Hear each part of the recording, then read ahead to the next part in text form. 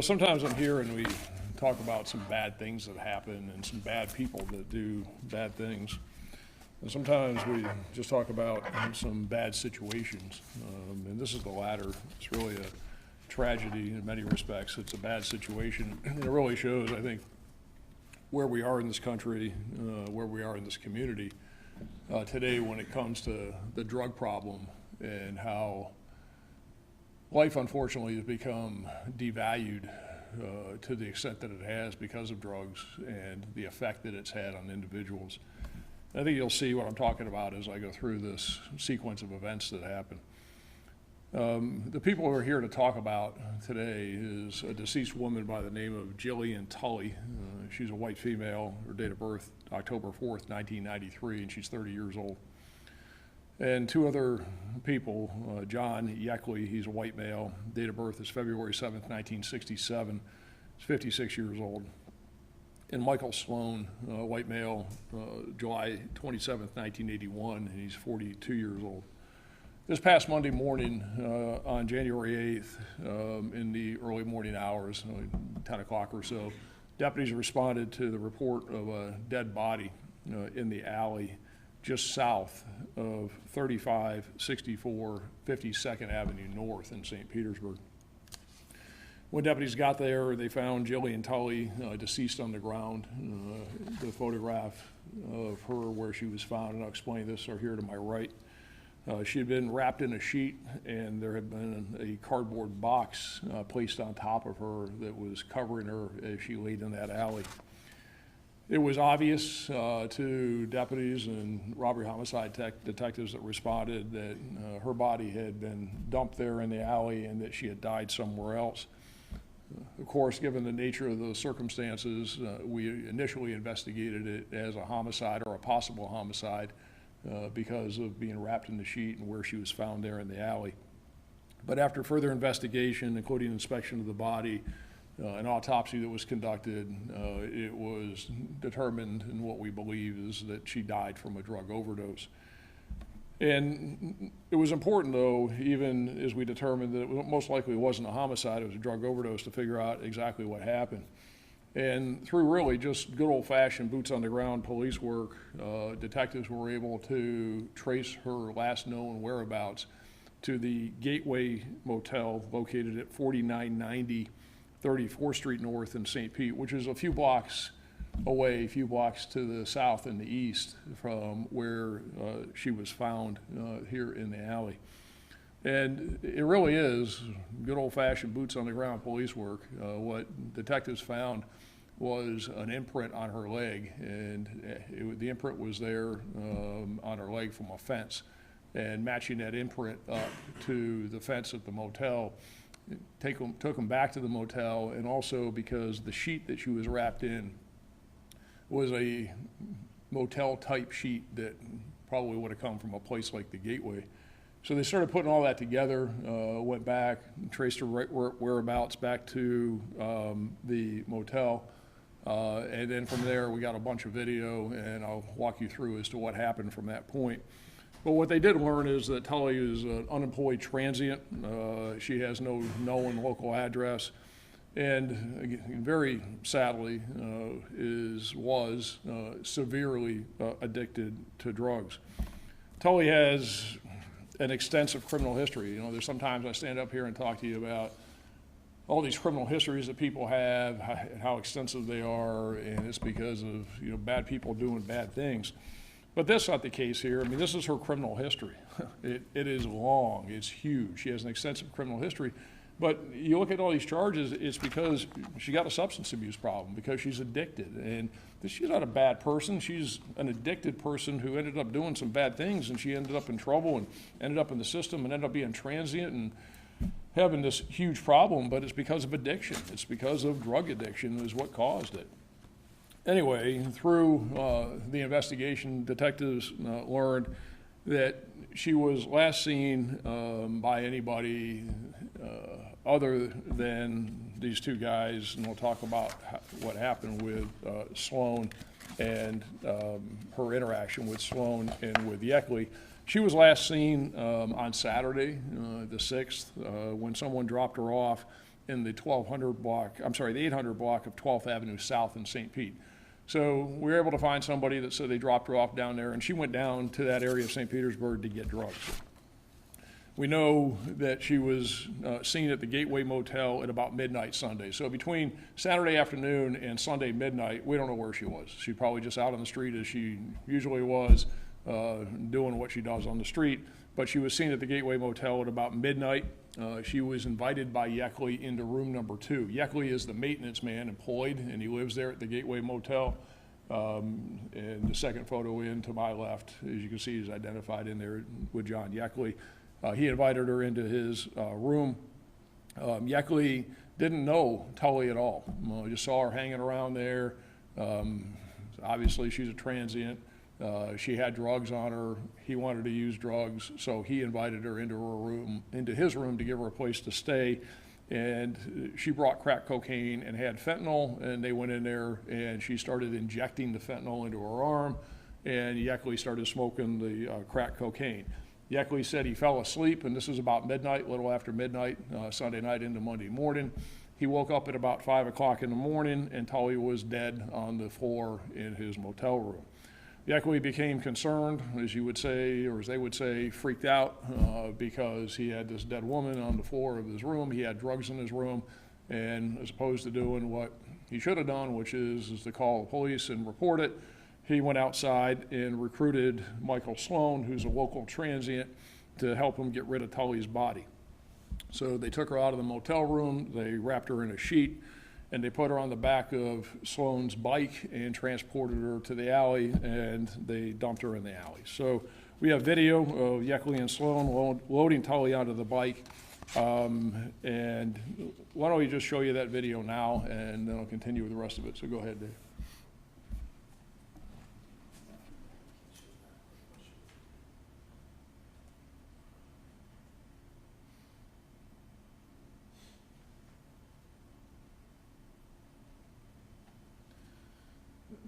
So we've edited it and we've speeded it up, we've sped it up. The total video is about 9 minutes. We've cut it down to about 2 minutes.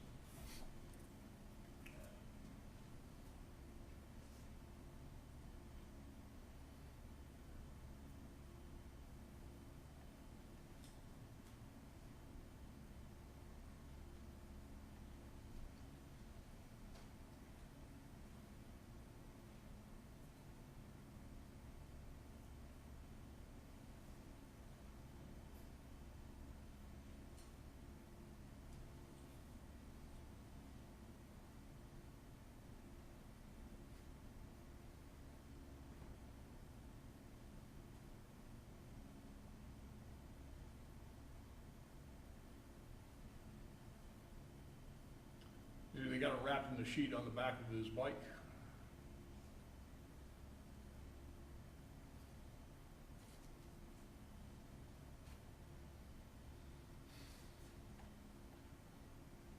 Then they're taking her down the street.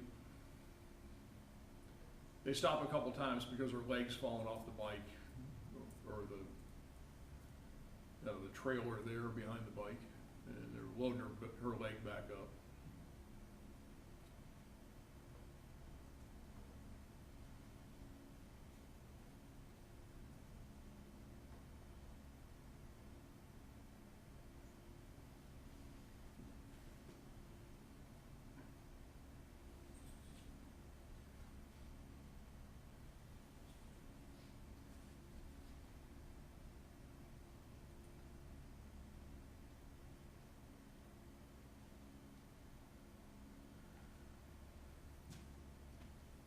And that's them coming back now. You can see they already went down, they dumped her body, and they're coming back without it. So again, you can stop it there. So what I wanted to do, the whole thing, when you take all the video, and we got the video from the Gateway, we got the video from residents along the street, we put it all together. The total of it's about 9 minutes, but for these purposes, I just wanted to speed it up. You get the gist of it, and you can see that the body was loaded on there. They took her, and then they put her in the alley.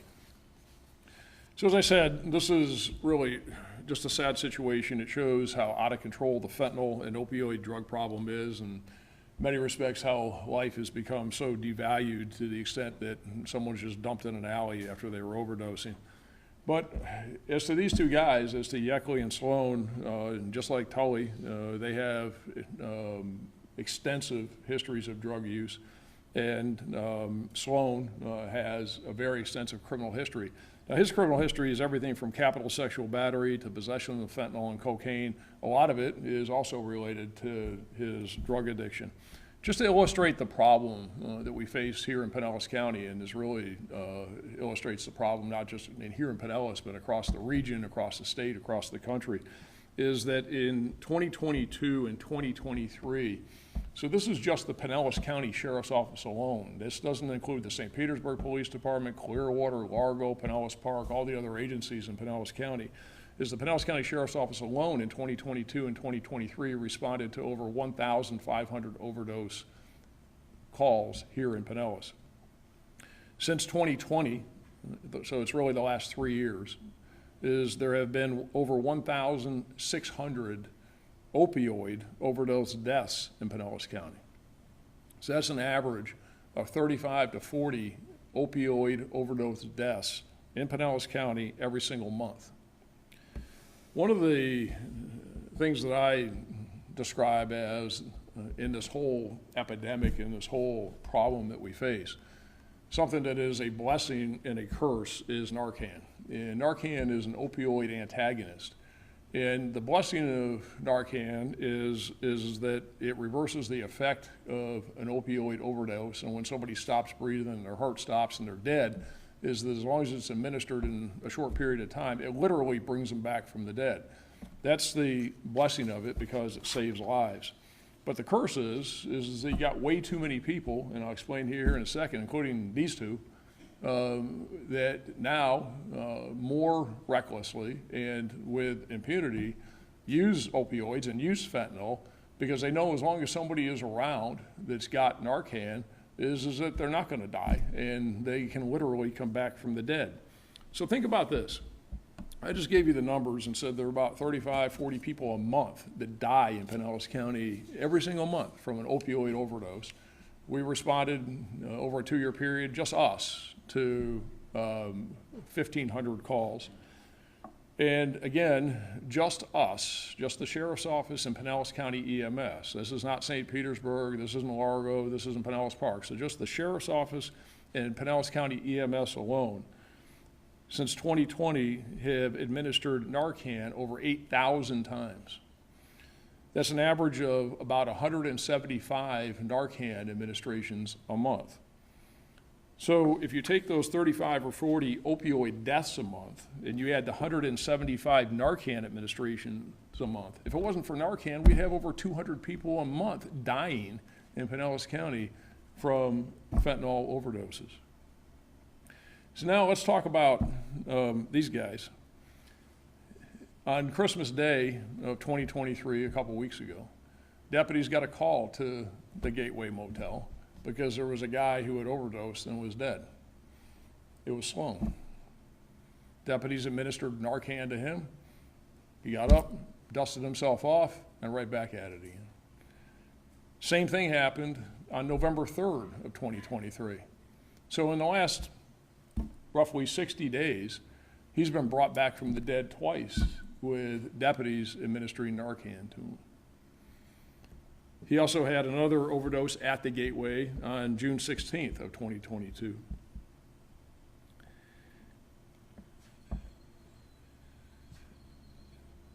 Same thing with Yeckley on March 3rd of 2021 and December 22nd of 2020.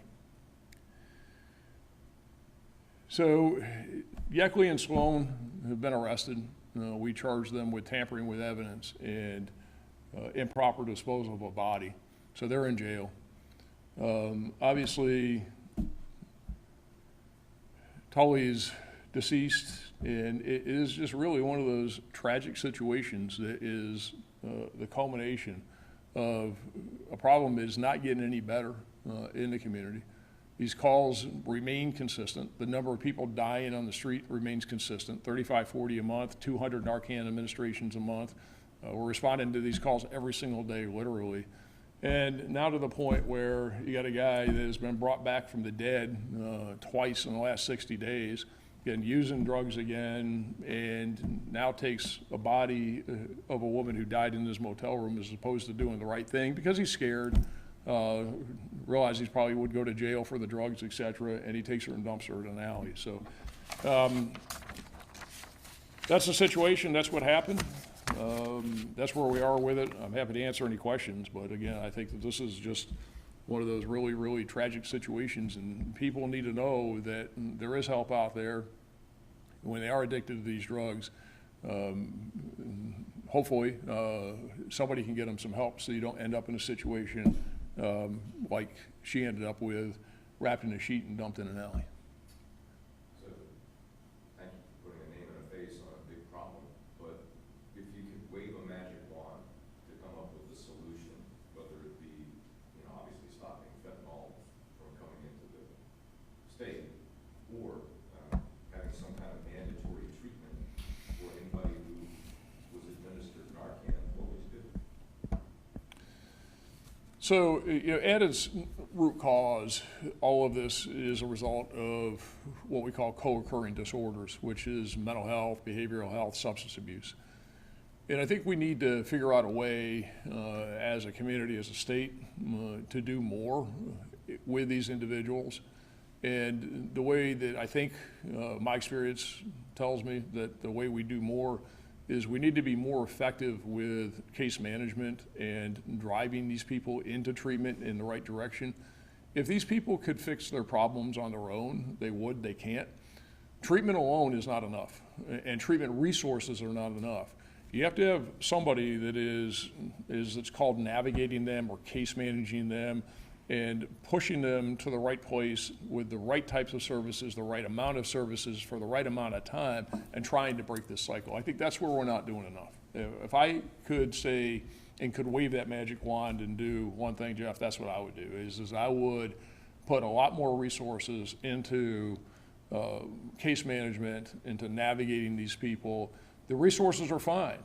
But when they're in and out of these resources on a cycle and nobody's owning them and owning the problem and owning them in a good way, is they're not going to get there. And so then on top of that, then the things that are causing this to the extent that they are that you mentioned is we have, of course, a porous border. You've got fentanyl coming in. You got the importation. But those are all people that are exploiting the addicted people. And it's a supply and demand. As long as there's the demand, they're going to offer the supply because they want to make money off of somebody's back, literally. So the problem is there's so much demand, and there's so much demand because there's so much addiction, because there's so much with mental health issues and problems, and there's not enough of those resources. And in the resource bucket is that, do we have treatment programs? Sure, we've got a lot of treatment programs, a lot of stuff going on, but nobody is case managing these people, navigating these people, owning the problem, and there's too much of being on this hamster wheel and being on this cycle, and so that's what we need more of. Beyond, the trail you have on her, on Jillian Wright, I mean, beyond that criminal trail, Yeah. arrest for this, arrest for that, what threads can you pick up on who she is, what agencies have ever seen her, what her life consisted of, Well, we're still looking into that, but like I said, I mean, look at all those charges. I mean, she's just all over the place. Her mom lives here in Largo. She really didn't have much contact with her family, from what I understand. They knew, from what they told our detectives, that her life would end someday because of an overdose. They didn't expect she was going to end being dumped in an alley. So she did have family here, and apparently was just so far gone with the addiction that there was just nothing they could do. did she graduate from high school? Yeah. Yeah. See, I don't know all that. I don't have that kind of background. Is there any chance you have a photo of her? Yeah, we do, and I think it's a booking photo, so we do have a photo. They can get it for you. PIO can get that to you, because we do have a photo of her, yeah. It sounds like these two were no strangers to Narcan. Is it possible that she could have been brought back if they had called? Sure. Sure, because that's what happens. If Yeckley had been awake and saw her as because he was smoking the crack cocaine. So she comes into the room, she's got crack and she's got fentanyl. So that was the quid pro quo. I'll give you a place to sleep. You give me some drugs, because that's what he does. And so she's shooting up the fentanyl, he's smoking crack, he passes out from the crack, she's got the fentanyl. Usual situation, she doesn't know how to use it, it's too potent, all the usual things that happen. She's got it in her arm, she dies. But yeah, if he had been awake and seen her pass out, and then if he had called 911, then we could have had another Narcan reversal at the gateway. So sure. And again, that's the blessing of the curse of it, is it does save lives. There's no question that it reverses the effect of it. But in this case, he was passed out, so she died. Charges for him for not rendering aid No, he's another drug addicted. I mean, the only difference between him and Sloan, so Sloan hangs out at the gateway. He doesn't have any money for a room, so he kind of just sleeps in the courtyard as a transient. The only difference between Sloan and Yeckley is that Yeckley's got a room there because he acts as a maintenance man. But there's no difference. And again, these guys, and they have extensive criminal histories, but when you look at their criminal histories, that's not what this is about. This is about mental health, addiction, substance abuse, people that are just, their lives are so wrecked because of the drugs, and they're so fried that this is what they've become. And then you got a guy is that, he was scared. I get it, it's wrong. He shouldn't have done it. He should have called. But he loaded her body up and wrapped it in a sheet and took it and dumped it in the alley. And, they said they put it in this alley here because they know that there's a lot of people that go up and down that alley, including kids, by the way. They go back and forth to school through that alley. But they knew that she'd be found. They just didn't want to be responsible for it.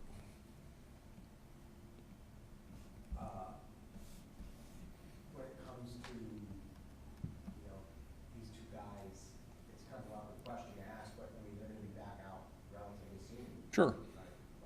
And doing the same thing, unless something breaks the cycle, unless they get some sort of services or something happens where something breaks the cycle, they'll be right back at it again, and we'll get a call, and the deputies are going to respond out there, and they're going to administer Narcan to them, and it'll keep going until somebody doesn't, and then they'll be in that situation.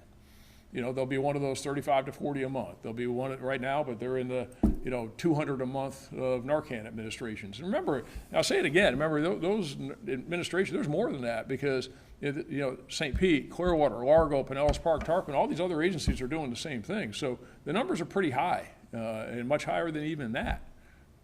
It's bad. It's not a good situation to be in. All right, thanks everybody.